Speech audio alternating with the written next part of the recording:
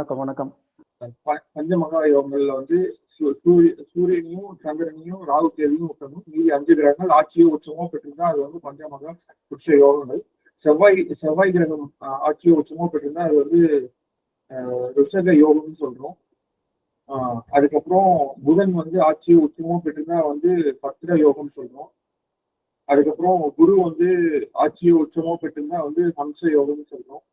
அதுக்கப்புறம் சுக்கிரன் வந்து ஆட்சியோ உச்சமோ பெற்றிருந்தா மாளவியா யோகம்னு சொல்றோம். அதுக்கப்புறம் சனி ஆட்சியோ உச்சமோ பெற்றிருந்தா சச யோகம்னு சொல்றோம். தனுசு லக்கணமா இருந்து குரு மீனத்துல இருந்து ஆட்சி தானே பெற்றிருக்கு. ஆமாங்க சார். இதை அம்ச யோகமா எடுத்துக்கலாமா?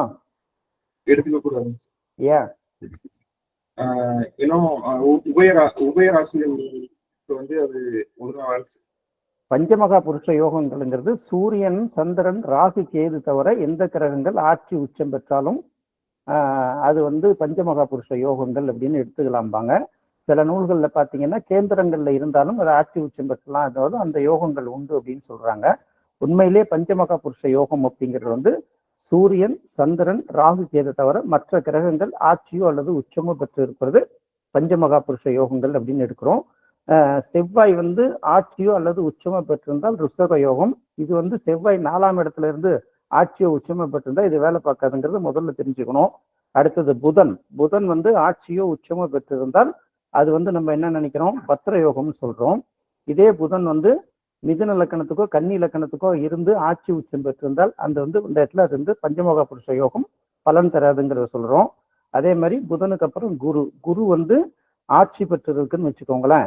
அது வந்து ஆட்சி பெற்றிருந்து மற்ற லக்கணங்களுக்கு, இப்ப நீங்க தனுசு லக்கணமாகவோ அல்லது மீன லக்கணமாகவோ இருந்து குரு ஆட்சி பெற்றிருந்தாலும் அங்க வந்து ஹம்ச யோகம் பலன் தராது. ஹம்ச யோகமும் அதை எடுக்க முடியாது.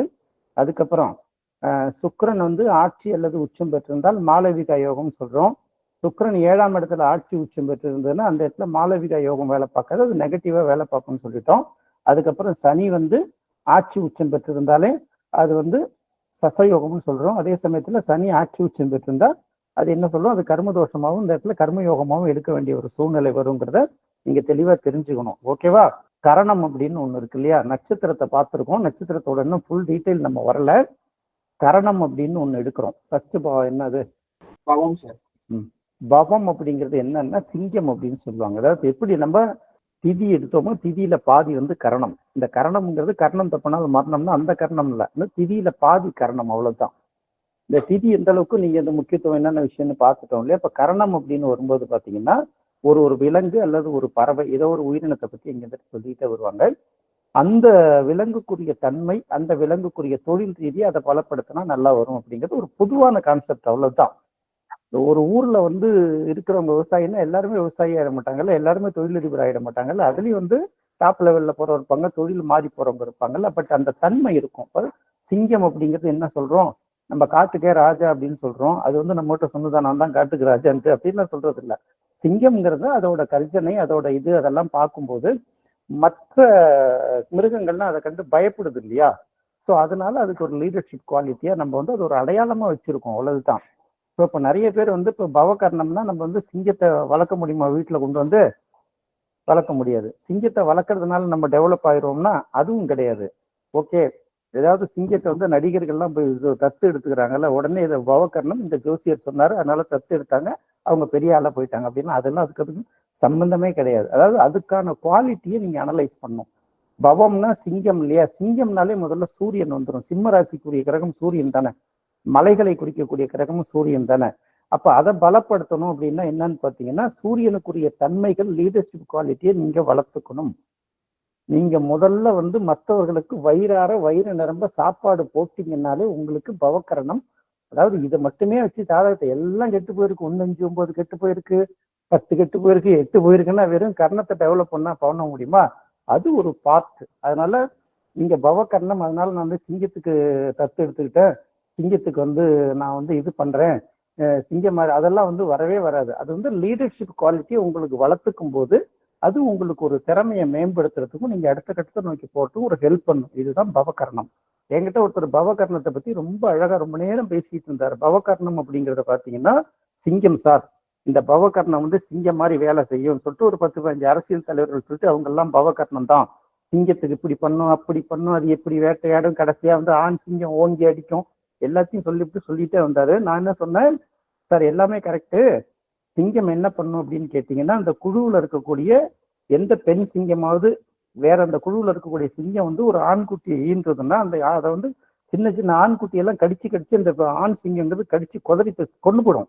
ஏன் அப்படின்னு கேட்டீங்கன்னா, இந்த சின்ன சின்ன சிங்கங்கள்லாம் நாளைக்கு வளர்ந்து தனக்கு போட்டியா வந்துடும், அதுக்கு ஒரு எண்ணம் இருக்குமா. இதை நான் சொல்லல, மூளைக்குள் சுற்றுலான்னு சொல்லிட்டு இறையன்பு, பழைய தலைமைச் செயலாளர் இறையன்பு ஒரு புக்கு எழுதியிருக்காரு. அதுல வந்து இந்த பாயிண்ட் இருக்கு, அதாவது விலங்குகளுடைய குணம் அது. அப்ப சிங்கம் வந்து தனக்கு போட்டியா வந்துடும், தன்னை தவிர மற்ற சிங்கங்களுக்கு பிறந்த குட்டிகள் ஆண் குட்டிகளை அது கொண்டு விடும். அப்ப அரசியல்வாதிகள் வந்து தனக்கு முன்னாடி யாரும் வளர்ந்துடக்கூடாதுன்னு அழிக்கிற மாதிரி கிட்டத்தட்ட கதையில இதை சொன்ன பிறகு நீங்க என்னங்க அந்த மாதிரி எல்லாம் சொல்றீங்க அப்படின்னு கேட்கிறாரு. அப்படி இல்லை, நீ மிருகத்தை பத்தி கதையை சொல்லிட்டு வரீங்கல்ல, அப்ப விலங்குகளை பத்தி கதை சொல்லிட்டு வரும்போது இந்த கதையும் அதுல தானே வருது, இதை சயின்டிபிக்கா நிறைய ப்ரூவ் பண்ணியிருக்காங்க பாருங்கன்னு எடுத்துக்கிட்டா அவருக்கு முகம் மாறுது. அப்ப என்னன்னா, இந்த கர்ணத்தை வச்சுட்டு அது ஒரு பார்த்தா தான் எடுக்கணுமே தவிர அதை வச்சுட்டு ஒரு பிசினஸ் பண்ணணும்னு நினைக்கிறது, அதை வச்சுட்டு ஜோசியத்தை வந்து ஒரு வசூல் பண்ணணும்னு நினைக்கிறது தவறா போயிடுங்கிறதுக்காக உங்களுக்கு நான் இந்த விஷயத்த சொல்றேன். அடுத்தது பாலவம். பாலவம் அப்படின்னா என்ன பண்ணும், புலி எப்போதுமே தெரியும் இல்லையா, அது ஆக்டிவா இருக்கும் தெரியும் இல்லை. அந்த புலி அந்த கர்ணத்துல பிறக்கிறவங்க என்ன பண்ணுவாங்கன்னா, விருந்துகள் நிறைய அட்டன் பண்ணுவாங்க, நிறைய பார்ட்டிகள் அப்பப்போ அட்டன் பண்ணிட்டு இருப்பாங்க. இவங்களும் பார்ட்டிகள் மற்றவங்களுக்கு கொடுத்துட்டு இருப்பாங்க இல்லையா. இதை சொல்றதுதான் வந்து பாலவ கர்ணம். இவங்க எல்லாருமே பார்த்தீங்கன்னா இந்த டீம் கேப்டன், இந்த கிரிக்கெட் கேப்டன், கபடி கேப்டன், இந்த மாதிரி கேப்டன் பொறுப்பு வகிக்கிறதுக்கு வந்து ரொம்ப தகுதி உள்ளவர்களா இருப்பாங்க. இவங்களே இறங்கி களத்துல இறங்கி இது பண்ணுவாங்கிறது ஒரு கணக்கு. பட் இதை வச்சுக்கிட்டே இதை டெவலப் பண்ணாலே அது டெவலப் ஆகிடும், அதை அப்படிலாம் கிடையாது. உடல்ல வந்து வளர்ச்சிங்கிறது வேற, வீக்கம் அப்படிங்கிறது வேற. வளர்ச்சிங்கிறது உடல்ல வந்து இந்த வயசுக்கு தகுந்த மாதிரி இந்த உடல் இப்படி இருக்கு, கை இப்படி இருக்கு, கால் இப்படி இருக்கு. உடல்ல ஒரு பகுதி மட்டும் வளர்ந்ததுன்னா அதுக்கு பேர் வளர்ச்சி கிடையாது இல்ல, வீக்கம் தானே, ஸ்வெல்லிங் தானே. உடம்புல எல்லாம் நார்மலா இருக்கிறப்ப கை மட்டும் இவ்வளவு பெருசு இருந்ததுன்னா என்ன, அது ஸ்வெல்லிங் தானே. கால் மட்டும் இருந்ததுன்னா யானைக்கால் இப்படி தானே சொல்லுவோம். அப்போ வளர்ச்சிங்கிறது ஓவரால் இன்டகிரேட்டட் குரோத்ம்பாங்க, ஓவரால் வளர்ச்சி தான் வளர்ச்சி. இந்த கரணம்ங்கிறது அவங்களுடைய கேரக்டர் வந்து அந்த தன்மை அவங்கள்ட்ட கொஞ்சம் இருக்கும், இதை ப்ரொஃபஷனலா பயன்படுத்திக்கும் போது அவங்க ப்ரமோட் ஆவாங்கிறது ஒரு கணக்கு, அவ்வளவுதானே. தவிர சிங்கத்தை கொண்டாந்து வீட்டுல வளர்க்கறது, புலியை கொண்டாந்து வீட்டுல வளர்க்கறது, பன்னியை கொண்டாந்து வீட்டுல வளர்க்க முடியுமா, இப்படியெல்லாம் இந்த கர்ணம் சொல்லிட்டு வரும். ரைட். அடுத்த கர்ணம் என்ன, கௌளவம்னா பன்றி. பன்றிங்கிறது வந்து பூமியை தொலைக்கக்கூடிய தன்மையுள்ள ஒரு விலங்கு இல்லையா.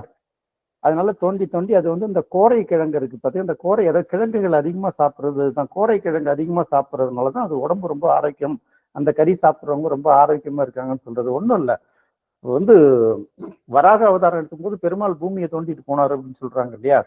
அது மாதிரி ஒரு விஷயம் கிடைச்சதுன்னா அதுல தோண்டி தோண்டி ஆய்வு பண்ணி அடுத்த நிலைக்கு அவங்க போறவர்கள், எதையும் வந்து அலசி ஆராயக்கூடியவர்கள்ங்கிறத தெரிஞ்சுக்கணும். இதுதான் வந்து அந்த கேரக்டர் அவங்கள்ட்ட இருக்கும், அது கௌளவம். அடுத்தது கழுதை வந்து எதுக்கு, அது வந்து பொதி சுமக்கிறதுக்காக வந்து சொல்லப்படக்கூடிய ஒரு விலங்கு இல்லையா. அந்த தன்மை அவர்கள்ட்ட இருக்கும். எப்படி பொதி சுமக்கிறது இல்லை, மற்றவங்களோட கஷ்டங்களையும் சேர்த்து சரி நம்ம கொஞ்சம் எடுத்துக்கோ, அவங்க கஷ்டப்படக்கூடாதுன்னு சொல்லிட்டு மற்றவங்க இல்லையா அவங்களோட வழிகளை சுமந்துக்கிறாங்க இல்லையா, இதுக்கு குறிக்கிறது தான் கழுதை, தைதுளைங்கிறது. அடுத்து கரசை. கரசைன்னா என்ன, யானையா. யானைங்கிறது யானை பலம் அப்படின்னு எடுக்கிறோம். யானை இருந்தாலும் 1000 பொன், இறந்தாலும் 1000 பொண்ணுங்கிறோம். யானைக்கு வந்து நீங்க எவ்வளவுதான் உதவி செஞ்சாலும் அதை சீரியஸா எடுத்துக்காது. ஒரே ஒரு தடவை டிஸ்டர்ப் பண்ணீங்கன்னா அதுக்கு பழி வாங்குற தன்மை அதிகம், 5 வருஷம் கழிச்சு கூட உங்களை மறக்காது இல்லையா, அதை புரிஞ்சுக்கணும். ஸோ இப்போ யானை வந்து இருந்தாலும் 1000 பொன், இறந்தாலும் 1000 பொன், அவர்கள் வந்து நெகட்டிவ் பண்ணிட்டோம்னா அதை கடைசி வரைக்கும் நினைச்சு பழி வாங்காம விட மாட்டாங்க. யானை மாதிரி வந்து அவங்களும் கொஞ்சம் பலசாலியாகவும் இதாகவும் இருப்பாங்க. இது வந்து அந்த கேரக்டர் தான் சொல்றானே தவிர முழுக்க முழுக்க அதுவா மாறிட முடியாது. யானையை கொண்டு வந்தெல்லாம் வீட்டுல வளர்க்க முடியாது, கோயில்கள்ல வளர்க்குறதே இன்னைக்கு பெரிய பிரச்சனையா இருக்குது. ஸோ அடுத்தது வனிசை. வனிசைன்னா இந்த இடத்துல எருது இல்லையா. இன்னொன்னு என்ன, எருதுன்னு சொல்றாங்க. எருதுன்னா என்ன பண்ணும், உழைப்போட அடையாளம், இப்படித்தானே எடுக்க முடியும். அதை இதை வெறும் ஒரே ஒரு இந்த கரணத்தை மட்டும் பிடிச்சிக்கிட்டு கரணம் எடுக்கிட்டே இருந்தோம்னா வேலைக்கு ஆகுமா. அது ஒரு பார்ட், அந்த கேரக்டர் அப்படிங்கிறத மட்டும் மைண்ட்ல வச்சுக்கணும். ஓகே. அதுக்கு அடுத்தது அந்த குணம், எருதுக்கு என்ன குணம் இருக்கும், உழைக்கிற குணம், அசை போடுற குணம் இல்லையா. அந்த ரெண்டும் அதுக்கு இருக்கும். மாடு மாதிரி உழைக்கிறேன்னு தானே சொல்றோம், அந்த குணம் அவங்கள்ட்ட அதிகமா இருக்கும். அடுத்து பத்திரை. பத்திரைன்னா கோழி. கோழி என்ன பண்ணும், எந்த பொருளை கொடுத்தாலும் அந்த குப்பையை கிளறிட்டு அதுக்கு செலக்டிவான இறையை வந்து பொறுக்கி எடுக்கும் இல்லையா. அதனால கோழிக்குரிய தன்மை இருக்கும் அப்படின்னு சொல்லுவாங்க. அந்த கோழிக்குரிய தன்மை உள்ளதுனால இந்த பிஹெச்டி பண்றவங்க ஏதாவது ஒரு விஷயத்தை எடுத்தாலே ஆராய்ச்சி பண்ணிக்கிட்டே இருப்பாங்கல்ல. ஜோதிடத்துல கூட பாத்தீங்கன்னா நிறைய படிச்சிருக்க மாட்டாங்க. ஜோதிடத்துல அஸ்ட்ராலஜில எம்ஏ பிஹெச்டி எல்லாம் கிடையாது. சாதாரண மனிதர்கள் அவங்க ஆராய்ச்சி பண்ணி இந்த உலகத்துக்கு நிறைய விஷயங்கள் கொடுத்துருப்போம். இந்த மாதிரி ஒவ்வொரு துறையிலும் இருக்காங்கல்ல. இந்த ஆராய்ச்சி மனப்பான்மை உள்ளவர்களுக்கு அந்த பத்திரிகரணம் இருக்கணும். அவ்வளவுதான். நன்றி, வாழ்த்துக்கள்.